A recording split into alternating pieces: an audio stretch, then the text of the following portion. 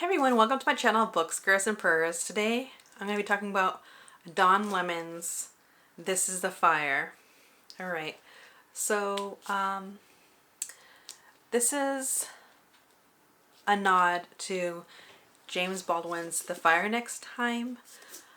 The author writes a letter to his nephew, a la The Fire Next Time, and then it goes on to have discussions about the history of America, American racism, and I'm going to look at my notes because I don't want to forget to say anything. Yeah. He expands into American history, America's judicial system, the cinematic arts, myths, and a ponderance of the future. Lemon hones in his journalistic skills to craft an urgent message to all readers. I had to read that. I wrote it down and I didn't want to mess it up. I didn't want to miss anything in particular. And something that stood out to me was that when he discusses the cinematic arts, I appreciated that he was pointing out the evolution of racism in cinema. And that actually reminded me of a book I read last year called Mexico's Nobodies, which was an academic nonfiction work, and it talks about Afro-Mexicans in their own history and framed through the arts. And so I thought that was really important, and I'm glad that Don Lemon talked about that. What other things? I remember what really stuck out to me. The author goes on to have really personal conversations about his sister Lisa that got really sick and passed, and also his family visiting Louisiana, his own family and ancestors that were enslaved. He also goes on to talk about the Black Lives Matter movement, and also in connection to like public safety versus maintaining social order.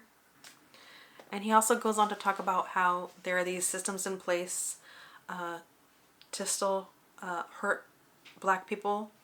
And in the book, the author includes interviews that they've had with, for instance, Isabel Wilkerson, who wrote Casts. And I really enjoyed the author's inclusion of all these different interviews that he had, because I also think that speaks to his journalistic skills, that those were brought in.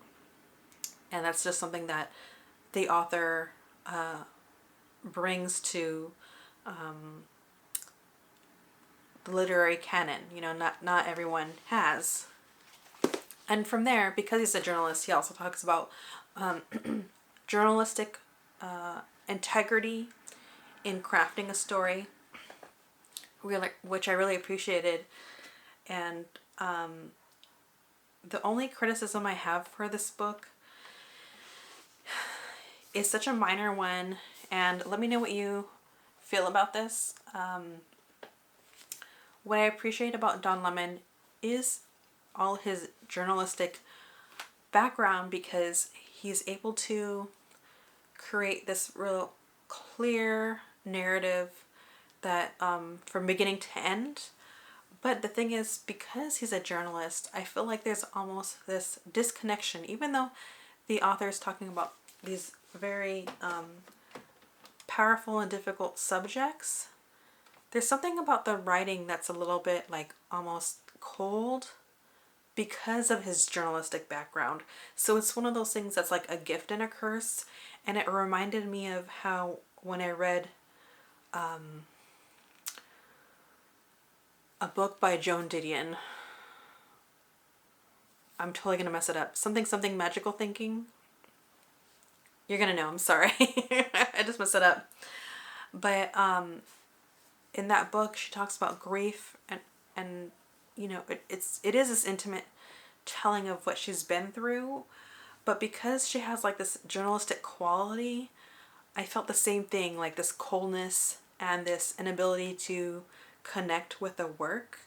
And I'm not quite sure what that is, but it does seem to be people that have a journalist background that sometimes I can't quite like latch into the story. And so for instance, in this book, it wasn't till the third chapter where I was able to like really lock in and sink in to the world that is this book. And so this is a good read. I'm glad the author wrote it, but I mean, I've read so many great books in the month of February, and this doesn't quite hold up as much as them, which is really hard to say because I also think this is an incredibly important work. So it's like I'm flip-flopping over here. But let me know what you thought about The Fire this time. I love Don Lemon as a journalist. I like watching his segments and hearing what he has to say and his perspective. So this is definitely worth a read, but I would also like to know what you think about like not always being able to connect to like journalistic pieces. And on another note, I also listened to this on audio. So I hybrid read this and I still felt the same way. And I think because the author is a journalist, he still uses that journalistic tone. So it's not casual and intimate. It's just kind of like plowing through the material. And that's also another way that I didn't really feel connected.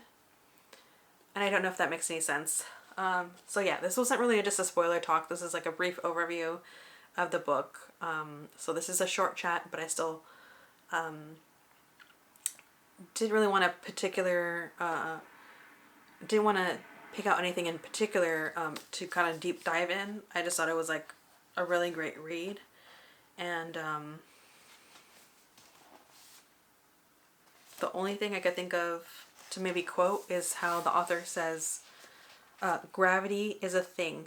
Telling someone to ignore, transcend, or defy the dynamics of gravity does not make gravity not a thing.